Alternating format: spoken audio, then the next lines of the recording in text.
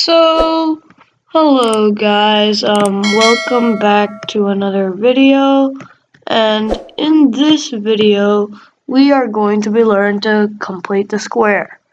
So, completing the square is when you get a quadratic equation and you convert it to a point where it's just the same thing multiplied by itself equals a certain constant. So first thing we do is we subtract 32 from both sides to isolate the variable terms, which we get on this side, negative 32. So what we get here is negative 32 equals x squared plus 12. So negative 32 equals x squared plus 12 x. Yeah, I don't know why I said 12. I meant 12x. And this equals negative 32. And now we want to add a term because we have to have a constant in quadratic equations. And what we need is we have to add some certain number.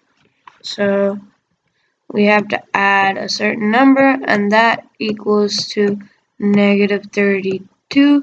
And that number has to be a perfect square. So how do we get this number? We do one thing. We take the coefficient of this one number, we divide it by 2, which is 6. Oops, that's a weird looking 6. And we square it, which equals 36. And it's a positive, so positive 36. Now we can just factor this. So we get x plus 6